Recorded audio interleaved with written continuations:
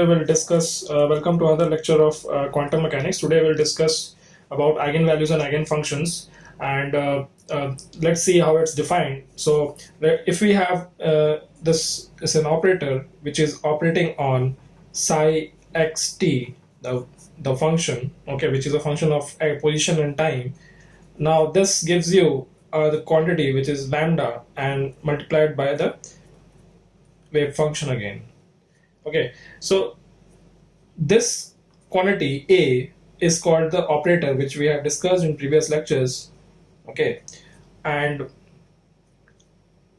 this one, this lambda is a constant which is independent of, this lambda is a constant which is independent of both x and t.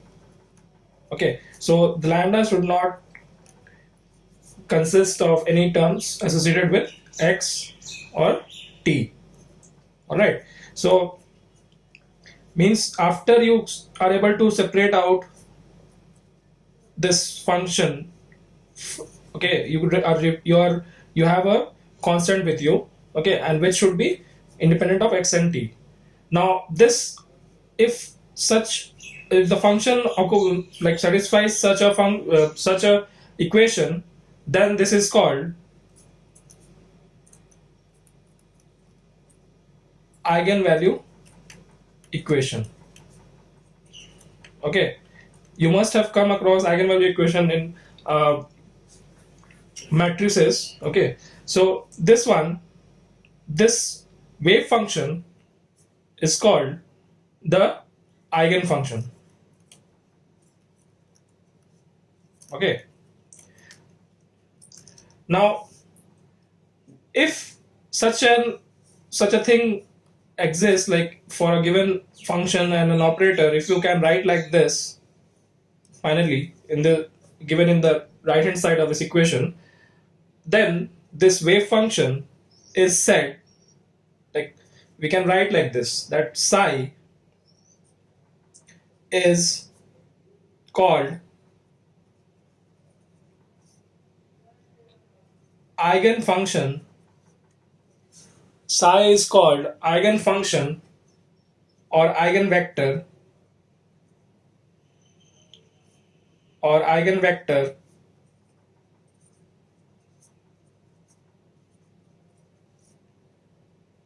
of operator A with eigenvalue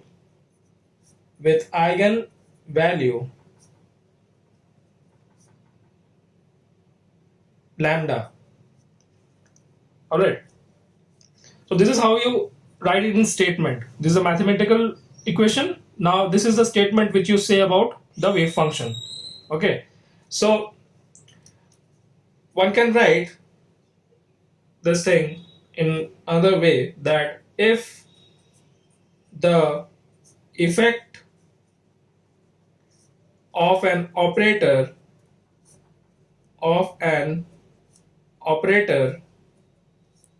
acting on a wave function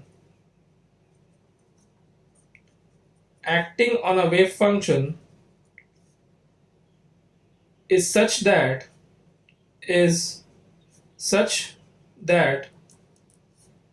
the wave function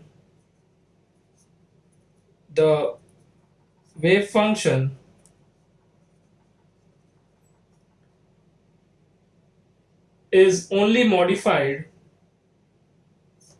okay, such that the wave function is only modified after the application, okay, is only modified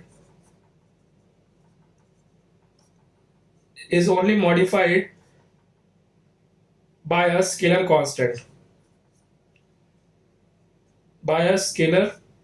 constant, okay, and then the wave function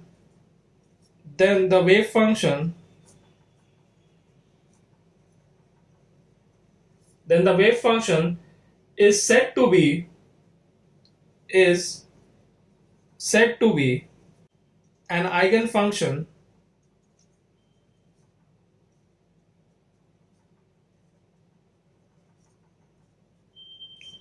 is said to be an eigenfunction of that operator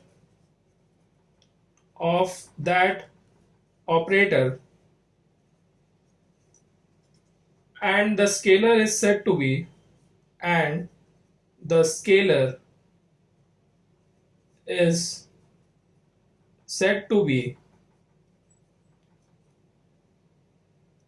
an eigenvalue.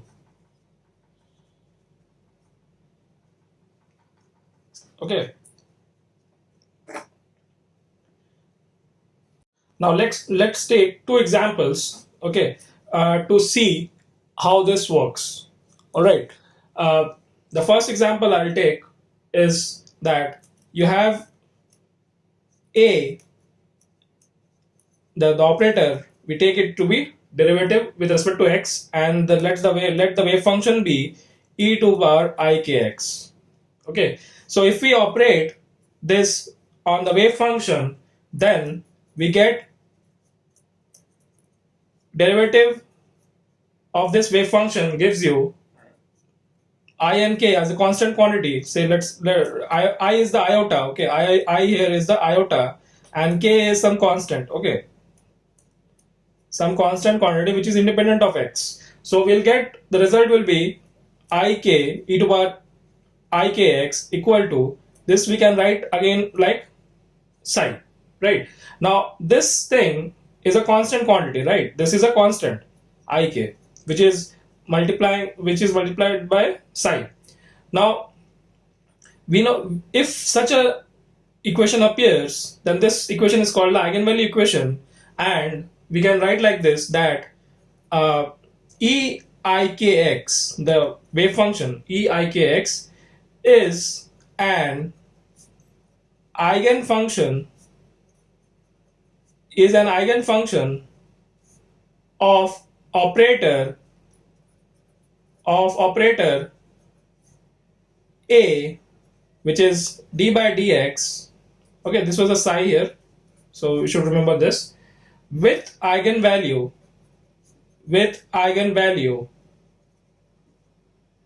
ik, right? So this is the eigenvalue. Okay, let's write it like this, lambda. Now let's take another example. So this example gave us that we could find out eigenvalue equation, and we can write that the given wave function was the eigenfunction of the operator with the eigenvalue. All right. Now let's see if where we do not get any. Let's see an example where we do not get a eigenvalue equation. Say you have the operator again. Let's take it to be derivative with respect to x, and psi is equal to cos kx. Psi is cos kx, again k is a constant. Now if we apply a operating on psi, this will give you derivative of cos kx is minus k sin kx, right? Now this one, although you have a constant here, this is a constant, no doubt. Okay, this is a constant, but this is not this function. This is not equal to wave function, right? With the wave, so not the wave function. No, we have this function here, cos kx. Now we do not get back the original psi. Okay, this is not the original psi. Original psi is cos kx. We are getting sin kx. So this is not of this form that you can multiply a constant and it gives you you receive the psi again. Okay, so this means that we can write that cos kx is not an eigenfunction of operator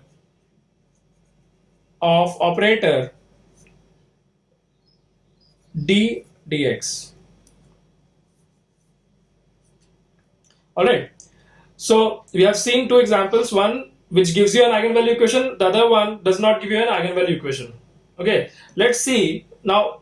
The examples we have taken is we had this constant out here. Okay, let's see what happens if we get a variable quantity instead of a constant. Okay, so this is another example, this third example.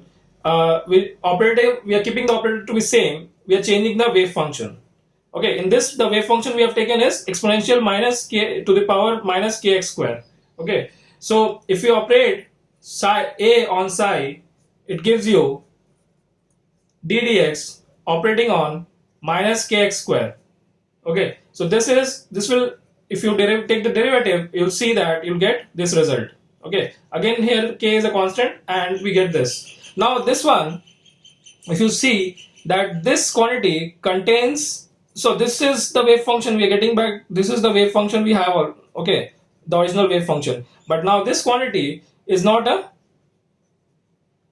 constant quantity because it depends on x, it depends on x.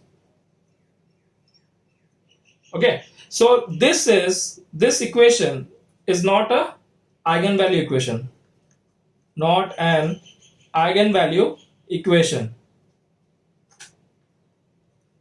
All right, so thank you for watching, have a great day. If you find these lectures useful, then please like, subscribe, and share with your friends.